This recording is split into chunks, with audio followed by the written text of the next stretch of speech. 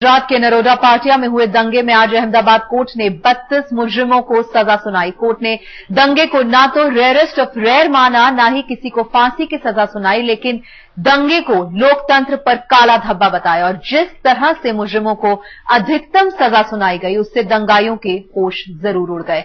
माया कोडनानी को कोर्ट ने 28 साल सलाखों के पीछे बंद करने का हुक्म दिया है और बाबू बजरंगी को आखिरी सांस तक।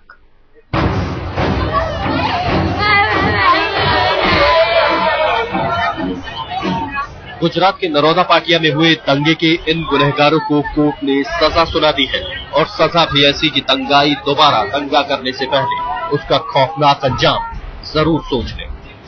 माया कोडनानी, तत्कालीन बीजेपी एमएलए, गुनाह दंगाइयों को उकसाया, सजा 28 साल कैद। बाबू बजरंगी, बजरंग दल का नेता, गुनाह नरोदा पाटिया में बेकसूरों की हत्या, सजा उम्र कैद। इनके अलावा 29 गुनहगारों को उम्र कैद की सजा सुनाई गई, जबकि 32 में से एक गुनहगार अब तक फरार है। 10 साल पहले हुए नरोदा पाटिया दंगे में 97 लोगों को मौत के घाट उतार दिया गया था और इस जघन्य अपराध में कोर्ट ने किसी को फांसी भले ही ना दी हो, लेकिन कोर्ट की तलखी सजा में साफ दिखी। कोर्ट ने कहा कि माया कोडनानी ने साजिश रची, जबकि वो बीजेपी की तत्कालीन एमएलए थी और उस पर दंगा रोकने की जिम्मेदारी थी। बावजूद इसके माया ने हिंसक भीड़ का नेतृत्व किया और कानून व्यवस्था को चुनौती दी। लिहाजा अदालत एक मिसाल तय करने के लिए माया कोडनानी को 14 की जगह 18 साल की उम्र कैद देती है और अन्य अपराधों में 10 साल की जेल। ये दोनों सजाएं अलग अलग होंगी, यानी माया को 28 साल तक जेल में बंद रहना होगा। कोर्ट ने कहा कि बाबू बजरंगी के अपराध को देखते हुए उसे उम्र कैद की सजा सुनाई जाती है।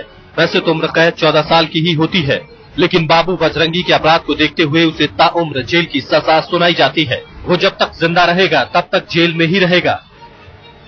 तमाम 31 आरोपियों को लाइफ टाइम आजीवन कारावास का सजा दिया है, जिसमें कोर्ट ने अलग अलग तबक्कों में सजा दिया है, जिसमें आरोपी नंबर 18 यानी बाबू बजरंगी को जब तक वो मरे नहीं तब तक की सजा दी है। माया बहन को 18 साल और दूसरे सेक्शन में उनको 10 साल का सजा दिया है, जिसमें कोर्ट ने नरोदा दंगे को लोकतंत्र पर काला धब्बा करार दिया और कहा, सांप्रदायिक दंगे समाज के लिए कैंसर की तरह हैं। हमारा देश सेक्युलर देश है और यहाँ ऐसे दंगों को बर्दाश्त नहीं किया जा सकता। सभी गुनहगारों ने जघन्य अपराध किया है, निर्दोष लोगों को जलाकर मारा, जिनमें एक तो 20 दिन का बच्चा भी था। जाहिर है कोर्ट के इस फैसले ने पीड़ितों के जख्मों पर मरहम जरूर लगाया है कि हमारे को बहुत जुल्म होगा। हम ये चाहते हैं जैसा हम पे जुल्म हो ऐसा जुल्म किसी पे ना हो। हम ये नहीं चाहते जो हिंदू हो, जो मुसलमान हो, गुनहगार को सजा मिलना ही है। ये सजा तो बहुत कम है, इनको ज्यादा में ज्यादा सजा मिलना चाहिए। आज के बाद ऐसा काम कभी ना करे, इनको एहसास होना चाहिए। मासूम बच्चे भी उन लोगों को रहम नहीं आई। अभी जो फैसला आया है ना, ये हमारे को तो बहुत खुशी हुई कि ये जो जजमेंट आया ये, तो हम ये नहीं चाहते थे कि इनको फांसी की सजा हो, हम यही चाहते थे कि इनको जन्म टीप की सजा हो। क्यों हम लोग 10 साल किस तरह निकाले। कोर्ट का ये फैसला न्यायपालिका के लिहाज से जितना महत्वपूर्ण है उतना ही दंगा पीड़ितों के लिए भी महत्वपूर्ण है। 10 साल का ये इंतजार आज खत्म हुआ है और मानो आज उनके लिए ईद है। कोर्ट ने महिलाओं के साथ हुए बलात्कार के लिए भी राज्य सरकार को खरी खोटी सुनाई और एक महिला का नाम सार्वजनिक किए बगैर उसे 5 लाख रुपए मुआवजा देने का राज्य सरकार को आदेश दिया। गोपी खांगर के साथ हेमंत पुरोहित, अहमदाबाद, आज तक। नरोदा पाटिया दंगा ऐसा पहला मामला है जिसके लपेटे में है नेता। उनको न सिर्फ कड़ी सजा हुई है बल्कि कोर्ट ने उनके खिलाफ कड़ी टिप्पणी भी की है। अब राज्य के मुखिया होने के नाते नरेंद्र मोदी के लिए भी सवालों से बचना मुश्किल है। कांग्रेस पूछ रही है, क्या नैतिकता के आधार पर मोदी इस्तीफा देंगे?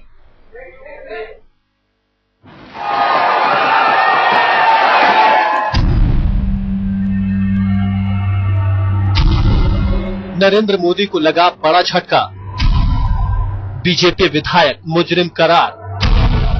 क्या अब मोदी देंगे इस्तीफा?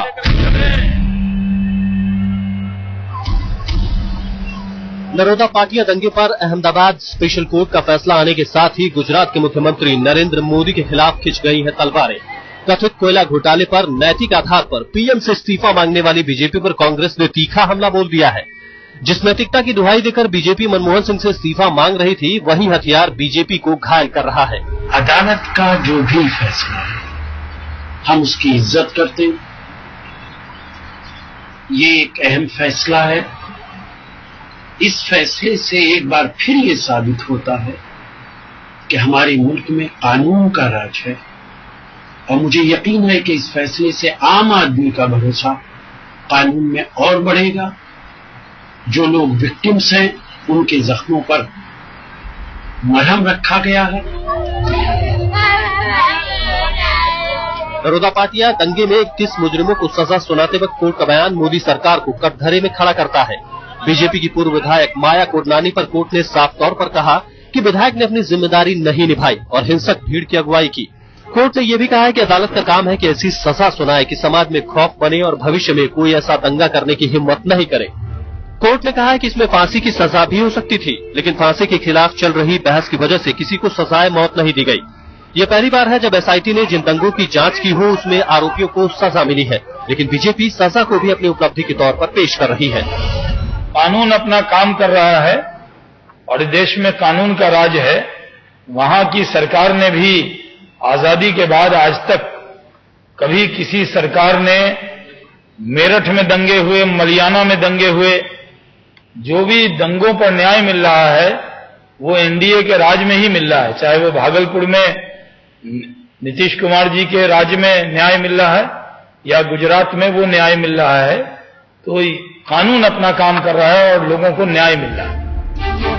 बीजेपी भले ही खुशी का इजहार कर रही हो, एनडीए के घटक जेडीयू के निशाने पर भी आ गए हैं मोदी। ये मानते हैं गुजरात में जो कुछ हुआ उसको सफेद धब्बा आप कैसे मानिएगा? वो तो हिंदुस्तान के इतिहास में इतिहास का एक काला धब्बा है। उससे पूरे हिंदुस्तान की सियासत जो है बिल्कुल बदल गई। संघ परिवार और बीजेपी का एक तबका नरेंद्र मोदी को 2014 के लिए पीएम पद के लिए प्रोजेक्ट कर रहा है। हालांकि नीतीश कुमार समेत एनडीए के नेता दंगे की काली की वजह से शुरू से मोदी से परहेज करते रहे हैं।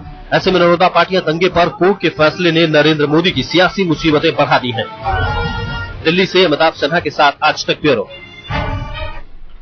कोयला घोटाले को लेकर बीजेपी का कोहराम क्या बेमतलब है? ईरान से लौटते वक्त प्रधानमंत्री ने साफ कर दिया कि वो अपनी गद्दी नहीं छोड़ेंगे। प्रधानमंत्री का मानना है कि बीजेपी शोर शराबा करके असली मुद्दों से ध्यान भटका रही है और लोकतंत्र का मखौल उड़ा रही है।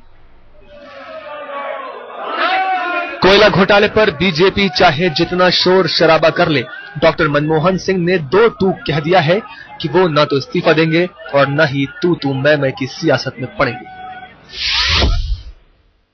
मैं बाकी राजनीतिक दलों के साथ तू मैं नहीं कर सकता। मैं प्रधानमंत्री हूं। तेहरान से लौटते वक्त प्रधानमंत्री ने यह साफ कर दिया कि वो इस्तीफा नहीं देंगे। वो तो युद्ध बीजेपी के खेमे में ले गए और ये कहा कि बीजेपी 2G और कोलगेट जैसे मसले उठाकर देश के सामने जो असल मुद्दे हैं उनसे ध्यान हटा रही थी और इससे सरकार के काम करने के तरीके पर बुरा असर पड़ रहा है। कोयले की कालिख बीजेपी और कांग्रेस दोनों पर लगी है, फिर भी दोनों एक दूसरे पर उंगलियां उठा रहे हैं। ऐसे में पीएम बीजेपी को बहुमत की ताकत और लोकतंत्र की मर्यादा याद दिला रहे हैं। We have been elected by the people of India for a 5-year term. I sincerely hope the BJP will respect the verdict of the people and let the government function. In parliamentary system, the majority has a right to do. If the BJP feels that the majority cannot be trusted to run the affairs of this country, that they would like to run it their way, that's a total negation of what democratic politics is about. विशेष विमान में पत्रकारों से बात करते हुए प्रधानमंत्री के सामने राहुल गांधी को लेकर फिर वही सवाल उठा कि राहुल आखिर कब असल भूमिका में आएंगे। Always been of the view that Rahul Gandhi should play a more active role in our government. I have invited him to be a member of the cabinet on several occasions, and I sincerely hope that this time he would consider very seriously my request. दरअसल घपले और घोटालों से लेकर महंगाई और दूसरे कई मोर्चों पर कांग्रेस अरसे से बदनामी झेल रही है। ऐसे में गांधी परिवार से ही पार्टी की सारी उम्मीदें हैं और पीएम को भी लगता है कि कांग्रेस की उखड़ती हुई सांसों को राहुल गांधी ही संभाल सकते हैं। प्रधानमंत्री के विशेष विमान एयर इंडिया 1 से गौरव सावंत के साथ आज तक ब्यूरो।